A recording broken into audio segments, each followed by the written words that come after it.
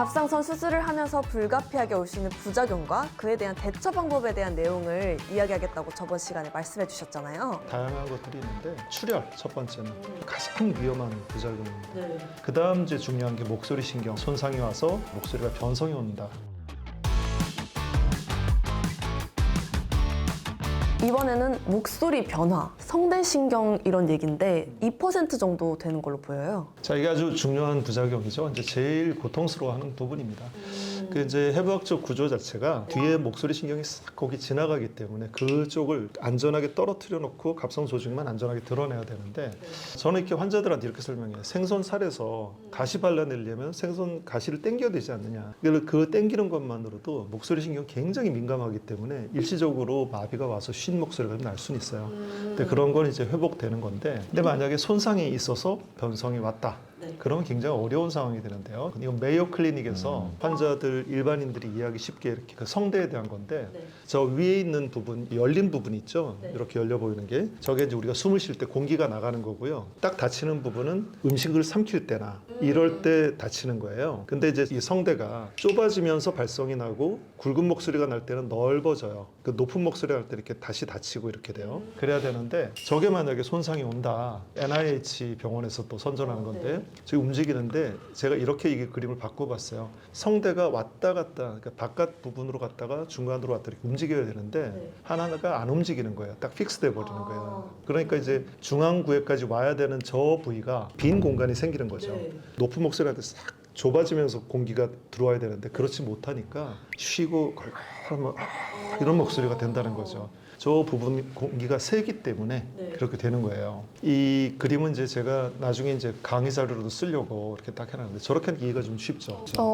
근데 아까 이제 밥을 먹을 때 이렇게 닫힌다고 했는데 그 틈이 있으면 그 사이로 음식이 맞아요. 사례가 됩니다.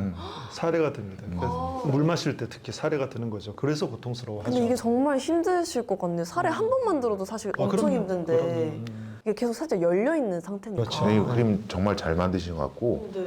역시 그림하면 이제 장 쌤이 잘 하시니까 역시.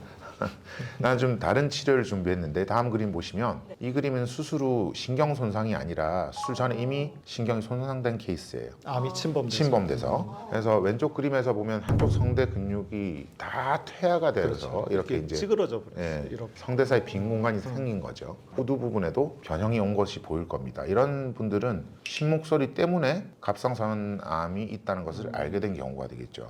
그때 저희가 자가 체크리스트에서 말했던 약간 그 쉰 목소리. 그 갑상선암과 관련해서 쉰 목소리가 가장 큰 문제라고 알고 있는데 갑상선 관련된 거 이외에도 성대 마비가 올 수 있는 경우가 있나요? 뭐 전신적인 증상을 나타내는 신경계통 질환에서 성대마비가 갑상선암에 관련된 상황보다는 더 흔하게 발생한 걸로 되어 있습니다. 하지만 그런 어떤 원인이 뚜렷이 있다기보다는 전신적으로 신경이 약화되면서 오는 것이고 갑상선 수술은 그 자체에 영향으로 오는 것이기 때문에 중요하게 다뤄지는 것이죠. 수술 전에는 목소리가 괜찮았는데 수술해보니 신경이 암에 침범되어 도저히 살리기 힘든 경우도 있고 우리가 현미경 하에서 신경을 최대한 살리려고 칼로 이렇게 점여내든 수술을 하더라도 결국 신경마비가 되는 경우도 있습니다. 이런 일이 안 생기면 가장 좋겠지만 이런 일이 생겼을 때 교정하는 방법은 따로 있을까요? 아까 그림에서 두 번째 그림 빈 공간을 저기 좁혀주는 것이 이제 교정 방법인데요. 블럭으로 밀어줘서 중앙으로 밀려 들어가서 안쪽으로 고정시켜주는 방법. 그러니까 저기 그 옆으로 삐져나와 있는 부분을 안쪽으로 고정을 시켜버리는 거죠. 예, 그렇죠. 중앙으로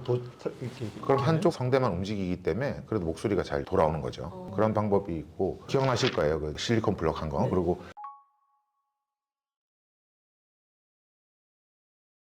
사진을 준비하지 못했는데 요즘은 이제 블럭을 넣지 않고 아까도 설명드렸듯이 필러. 그런 방법은 우리가 내시경 같은 걸 보면서 이렇게 성대에다가 필러를 넣는 거죠. 그래서 안쪽으로 딱 고정을 시켜주는 겁니다. 그래서 이런 방법들이 이제 영구적인 것은 아니기 때문에 유지를 위해서 주기적으로 다시 주입을 받아야 되는 단점은 있습니다.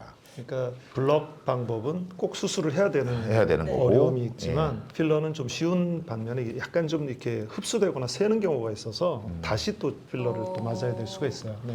그래도 방법이 있어서 다행이라고 생각이 들고 리스트를 보여주셨을 때 영구적 손상 말고 일시적인 손상이 더 많았다고 기억을 했거든요. 그러면 영구적 손상 얼마 안 되는데 거의 일시적인 손상이라고 하시면 어떤 차이가 있는 걸까요? 안 그래도 그걸 이제 설명을 드리려고 했는데 우선 이해가 쉽게 다음 자료를 준비했습니다. 이건 좀 웃긴 결과이긴 한데 일본의 이제 유명한 구마 병원에서 발표한 내용이에요. 아까 그 미야츠에서 예, 그 사람들은 단순히 세친 검사를 했는데 환자 한쪽 성대가 마비가 왔다는 거예요. 이런 황당한 케이스 리포트를 자기들이 했어요. 이건 실제로 발표된 논문입니다. 근데 세침 흡인 검사가 저희가 되게 안전하다고 생각하고 그랬는데 한쪽에 마비가 온 거예요? 그러니까 내가 당한 사람은 굉장히 황당했을 거죠. 하지만 마비가 오기는 왔었는데 그 원인은 바늘로 찌른 곳에 출혈이 되고 그게 오른쪽 그림처럼 압력이 높아지면서 반해우동신경을 눌러서 일시적인 마비가 왔다는 거죠. 뭔가 직접적으로 뭔가 이렇게 하지 않았는데 마비가 왔다는 게 정말 이 목소리 신경이 굉장히 예민한 신경이라는 생각이 드는데요. 이게 신경이 굉장히 민감하기 때문에 네. 그렇게 이제 땡기는 것만으로도 일시적인 마비가 오고 피가 나서 압력을 이제 준 것만으로도 일시적인 마비가 온다는 거죠. 아까 뭐 생선 가시 이야기했는데 그 비유가 저는 뭐 이해하기 쉬운 그런 비유라고 생각을 합니다. 되게 적절한 비유 같고 그렇게 말씀해 주니까 이해하기도 좀 더 쉬운 것 같아요. 근데 이렇게 마비가 온 사람들은 어느 정도 시간이 지나야 정상적으로 돌아오나요? 보통은 우리가 설명할 때는 뭐 빨리 돌아올 수도 있지만 보통 한 6주 정도 걸리는 것 같다 이렇게 표현하고요. 오래 걸리는 사람은 한 6개월 정도 만에 돌아오는 사람도 있어요. 그래도 굉장히 긴 시간인 것 같은데 며칠 만에 돌아오는 사람은 혹시 없나요? 그런 사람도 있습니다. 그건 성대신경 마비가 아니라 기도삭간이나 이런 걸 할 때 후두 쪽이 부어서 그런 가능성이 좀 높겠죠. 우리가 수술할 때는 이제 그런 인공기도삭간을 해야지만 이게 전신 마취가 되는데 그런 영향이 가장 큰 걸로 저는 생각이 들어요. 그럼 며칠 만에 돌아오시는 분들은 그래도 안심을 하실 수 있겠네요. 그럼 약 같은 걸 쓰면 좀 더 빨리 좋아지는 경우는 없나요? 그래서 이제 우리는 수술 직후에 이 스테로이드 제제를 좀 사용하는 편이고 뭐 다른 기관에서는 또 다른 약을 쓰기도 하는데 결정적인 치료법은 아니고 보조적인 그런 치료에 불과합니다. 환자들이 답답해하고 언제 돌아오느냐고 묻는데 이에 대해서는 우리 스승님의 답이 아주 적절한 것 같아 소개해드리려고 합니다. 그분은 이제 환자들에게 어느 날 갑자기 눈 뜨면 목소리 요정이 찾아온 것처럼 싹 좋아질 것입니다 라고 하는 그런 말씀을 많이 하셨어요. 그 약간 미국에 있는 투스페리 약간 이런 느낌으로 그거예요. 그런 그 요정이라고 하는 거예요. 네. 그래서 뭐 이 말은 아마도 미국의 샤 박사님이 먼저 보이스페어리라는 말을 썼고 박정수 님이 재밌어서 이렇게 쓰신 걸로 추정을 하고 있습니다. 저도 박정수 교수님을 만나 뵈서 아는데 뭔가 이렇게 약간 좀 큐티포짝하신 부분이 있으시잖아요. 그래서 이제 환자분들 너무 걱정하지 말라고 이제 보이스페어리 이제 요정이 나타나서 이렇게 낫게 해줄 테니까 너무 걱정하지 마라 맞습니다. 이렇게 하시는 것 같아요. 이거 말고 다른 신경계통에 합병증이 있다고 들었어요. 아너 증후군? 그건 무엇인가요? 아너라는 사람이 명명했다 해서 아너예요. 뭐 명예롭다가 아니라 어떻게 됐냐면 이게 이제 수술할 때 우리가 이제 목에 여러 가지 신경들이 많죠. 특히 측경부청 수술을 하거나 이럴 때는 미주신경, 그 다음에 교감신경, 부교감신경들이 다 있습니다. 근데 이제 한쪽 교감신경이 다쳤을 때 이게 눈꺼풀이 이렇게 처지고요. 한쪽에 땀이 안 나고 홍채 수축이 딱 돼요. 그 세 가지 증상이 나타나는 그 교감신경이 차단돼서 그런 현상이 나타나는데 여기 사진처럼 이분은 제 환자입니다. 한쪽 눈이 이렇게 처져 있죠. 이분의 왼쪽 눈이 정상인데 쌍꺼풀 하는 사람처럼 저렇게 깊게 돼 있죠. 그런 이제 증후군이 나타납니다. 이것도 역시 이제 깊은 부분까지 들어가서 임파선 전이가 많아 그걸 다 파냈을 때 올 수 있는 현상이에요. 근데 이제 이것도 일시적으로 올 수 있고 굉장히 오랜 시간이 걸려서도 안 돌아오는 경우도 있고 그렇습니다.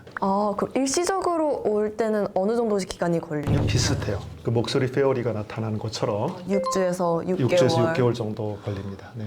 갑상선 수술은 주변에 이제 민감한 조직과 이제 중요한 생명기관이 많기 때문에 아주 난이도가 높은 수술이라는 거 저희가 배우게 됐잖아요. 근데 이렇게 보니까 정말 더 와닿고 저희 독자분들께서 기억하실 부분들은 없을까요? 우리 채널 독자분들께서는 이 점을 기억하면 좋겠습니다. 갑상선 수술은 아주 고난이도의 수술이 분명하고요. 여러 가지 위험 요소가 있는 것이 사실이고 하지만 요즘은 장비나 우리나라의 기술이 워낙 발전해 있기 때문에 크게 걱정하실 필요는 없으시고 특히 이제 우리 한국처럼 수술 기술이 뛰어난 나라에서는 더더구나 걱정할 필요는 없겠죠. 어떤 병에서는 수술은 가장 최후의 선택하는 수단이지만 가장 분명한 해결책이 될 겁니다. 근데 그것을 선택하는데 주저할 필요가 없고 언제나 전문가와 상의하시면 좋은 답을 얻을 수 있을 것 같습니다. 아주 좋은 말씀이신 것 같아요. 이제 부작용도 무섭고 그 이후에 내가 어떤 부작용을 얻게 될지도 모르니까 불안감이 있으실 수 있겠지만 수술은 아주 신중하게 결정해야 되는 건 맞습니다. 없습니다. 하지만 꼭 필요한 경우에는 꼭 망설이다 골든타임을 놓치지 마시고 빠르게 전문가와 상의를 해서 수술을 빨리 하고 치료를 빨리 하는 거를 먼저 생각하시는 게 좋다고 생각하겠습니다. 원래는 저희가 오늘 그 모든 부작용을 다 다루려고 했거든요. 근데 제가 아까 경솔한 말을 했네요. 너무 조금이지 않나 했는데 내용이 꽤 많은 것 같아서 MC의 직권으로